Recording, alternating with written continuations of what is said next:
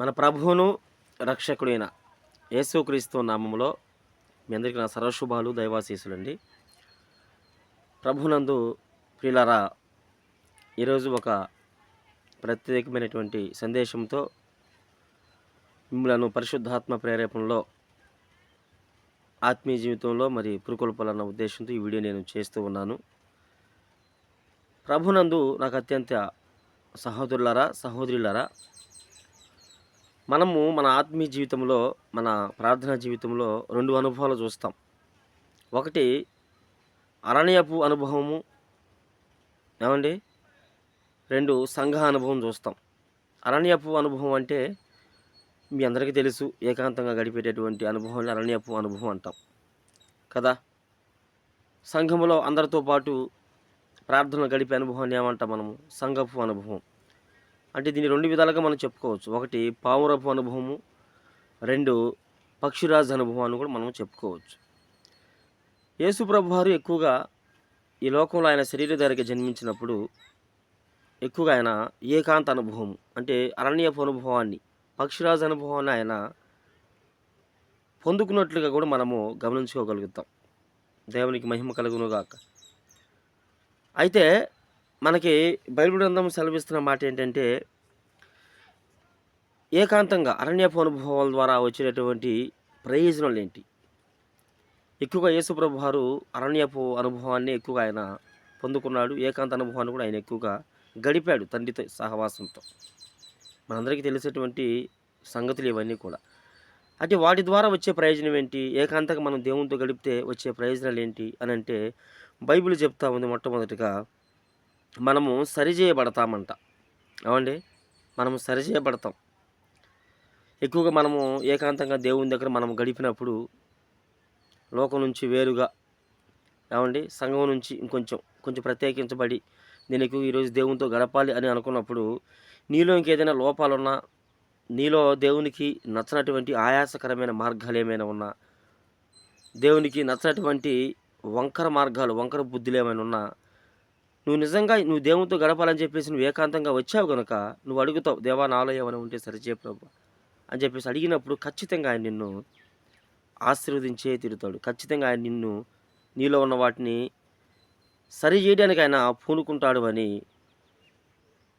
ఖచ్చితంగా నేను మీకు చెప్పగలను. ఎందుకంటే ఏకాంతంగా ఉన్నప్పుడు మరి దావీదు బత్షెబతో చేసినటువంటి తప్పుకి నాతాను ప్రవక్త ద్వారా సంధించబడ్డప్పుడు మీ అందరికీ తెలుసండి. 51వ కీర్తనలో స్పష్టంగా ఉంటాయి ఆ మాటలు. ఎంత సరిచేయబడ్డాడు, ఎంత దిద్దుకున్నాడు, ఎంతగా అక్కడ పరిశుద్ధాత్మని ఎత్తిపెట్టి మాట్లాడాడు. దేవా, నీ పరిశుద్ధాత్మ ఎదురు నుంచి తీసేయద్దు ప్రభు, మరొక మారు నా హృదయంలో రక్షణ ఆనందం నూతనంగా పుట్టించవా. సరిచేయబడ్డాడు. పరుపు తేలినంతగా ఏడ్చాడంట. ఇదే దావీదు అంటాడు 119వ కీర్తనలో, నీకు ఆయాసకరమైనటువంటి మార్గాలు నాలో ఏమైనా ఉంటే తీసే ప్రభువా, నన్ను సరిచేయ ప్రభువా. చూడు దావీదు ఎంతగా సరిచేయబడ్డాడు. ఏమండి?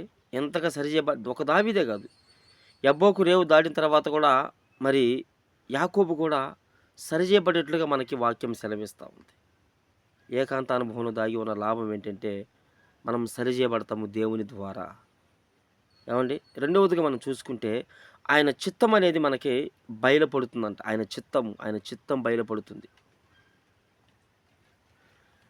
షిలోహు ప్రార్థనా మందిరంలో బలిపీఠం దగ్గర మరి సమూయేలు చిన్నవాడిగా ఉన్నప్పుడు, బాలుడిగా ఉన్నప్పుడు చూడండి, అక్కడ దేవుని చిత్తం ఏంటో షిలోహు ప్రార్థనా మందిరం వేళ ఏలీ పట్ల జరగబోయే సంగతులు కూడా అక్కడ చెప్పినట్లుగా కూడా మనము చూస్తాం. ఒక సమూయేలు దగ్గర మాత్రమే కాదండి, మనం గమనించుకుంటే మరి మోషే దగ్గర కూడా మనకి స్పష్టంగా అర్థమవుతుంది. మిద్యాను ప్రదేశంలో మరి తన మామయ్య ఇత్రోకి వెళ్ళినటువంటి ఆ గొర్రెల్ని మేకలను కాస్తున్నప్పుడు, ఏమండి, పొద నడిమి భాగంలో మరి దేవుడే ప్రత్యక్షమైన యెహోవా దూతగా అక్కడ ఇశ్రాయేలు పట్ల జరగబెట్టేటువంటి ఉద్దేశాలు ఏంటో, మోషే పట్ల ఆయనకున్న ఉద్దేశం ఏంటో స్పష్టంగా అక్కడ దేవుడే మోషేతో ఆయన చిత్తాన్ని అక్కడ బయలుపరిచినట్లుగా కూడా మనము గమనించుకోగలుగుతాం. దేవునికి స్తోత్రం. అవునా కదా? అంటే ఏకాంతంగా ఉన్నప్పుడు నీ మీద ఉద్దేశం ఏంటో, నువ్వు దేని పట్ల నువ్వు ఆయన చిత్తాన్ని కలిగి ఉండావో, నువ్వు ఎలా నడుచుకోవాలో, ఎలా నువ్వు ఆయన పనిలో ముందుకెళ్ళాలో దిశానిర్దేశం చేసేటటువంటి ఒక లాభము దేవుని దగ్గర నుంచి నువ్వు పొందుకుంటావు. అంటే నువ్వు ఏకాంతంగా అరణ్యపు అనుభవం నువ్వు నువ్వు ఎక్కువగా దేవునితో గడుపుతున్నప్పుడు ఖచ్చితంగా దేవుడు నీ విషయంలో స్పందిస్తాడు. ఆయన చిత్తం ఏంటో నీకు బయలుపరుస్తాడు. దేవునికి స్తోత్రం. అందుకని యేసుప్రభువు ఎక్కువగా ఏకాంతంగా తండ్రితో గడపడానికి ఇష్టపడ్డాడు. దేవునికి మహిమ కలుగునుగాక. హల్లెలూయా! చిత్తం బయలుపడుతుంది. చిత్తము బయలుపడుతుంది. చిత్తం. సౌలు కూడా అంతే, దమస్కు మార్గం దగ్గర చిక్కాడు. సౌలు ఒక్కడే ఆయన మహిమను చూడటానికి అవకాశం ఇచ్చాడు. తర్వాత బోధిస్తాడిక. ఏమండి?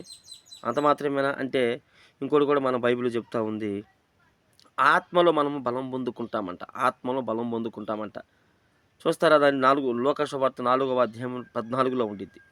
యేసు ప్రభువారు అరణ్యానికి వెళ్ళి ఆత్మ బలాన్ని తిరిగి సమాజ మందిరంలోనికి వచ్చి బోధించినట్లుగా మనకు అక్కడ ఉంటుంది. ఆత్మలో బలం. ఏకాంతంగా మనం ప్రార్థన చేసినప్పుడు పరిశుద్ధాత్మ యొక్క శక్తి, తండ్రి అనే దేవుడు ఆయన యొక్క ఆత్మశక్తిని మనకు అనుగ్రహిస్తాడు అని ఈ లోక 4:14లో మనకి యేసు ప్రభువారే సాక్ష్యం ఇస్తున్నాడు. ఇది ఏకాంత అనుభవంలో, ఈ అరణ్యపు అనుభవంలో దాగి ఉన్న శక్తి. యేసు ప్రభువారు బాప్తిస్మ ఇచ్చే యోహాను ద్వారా బాప్తిస్మ పొంది ఆత్మచేత అరణ్యానికి కొనుపోబడి, అవండి మరి సాతాను ద్వారా శోధించబడ్డప్పుడు తర్వాత ఏకాంతంగా ప్రార్థన గడిపినప్పుడు ఆయన ఆత్మలో బలం పొందుకొని సమాజ మందిరంలోనికి వచ్చి ఒక్కొక్క కార్యం చేస్తూ ఉంటే యోధా మత పెద్దలకు మైండ్ పోయింది. ఆయన చేసే కార్యాలు, ఆయన చేసే బోధలు, ఏమండి ఎలా వచ్చింది ఇది? ఈ మరలా యేసుప్రభు శరీరధారిగానే ఉన్నాడు. ఎలా వచ్చింది ఇది అంటే ఇది ఖచ్చితంగా యేసుప్రభు ఆత్మలో పొందుకున్న బలము, పరిశుద్ధాత్మ శక్తి, కొరత లేని శక్తిని పొందుకొని వచ్చాడు. ఈ కొరత లేని శక్తిని పొందుకున్న కారణాన్ని బట్టి ఆయన మాట, ఆయన చూపు, ఆయన క్రియలో అద్భుతాలు కనబరిచాడు సమాజ మందిరంలో. యోధా మత పెద్దలకు కంటి మీద కునుకు లేకుండా పోయింది. ఈనాడు సమాజంలో నిన్ను బట్టి కూడా దేవుడు ఆ విధంగా చేయడానికి ఆయన సమర్థుడు. నువ్వు ఉన్న సమాజంలో, నువ్వు ఉంటున్న ఆ సంఘంలో, నువ్వు ఉంటున్న ఆ వీధిలో, నువ్వు ఉంటున్న ఆ కుటుంబంలో నీవు కూడా ఏకాంతంగా అనన్యపు అనుభవం పొందుకున్నప్పుడు నాకైనా, నీకైనా, మనందరికైనా తండ్రి అనే దేవుడు యేసయ్యకే కాదు మనకు కూడా కొలత లేని ఆత్మని ఇచ్చి మనల్ని వాడుకోవడానికి ఆయన సమర్థుడు.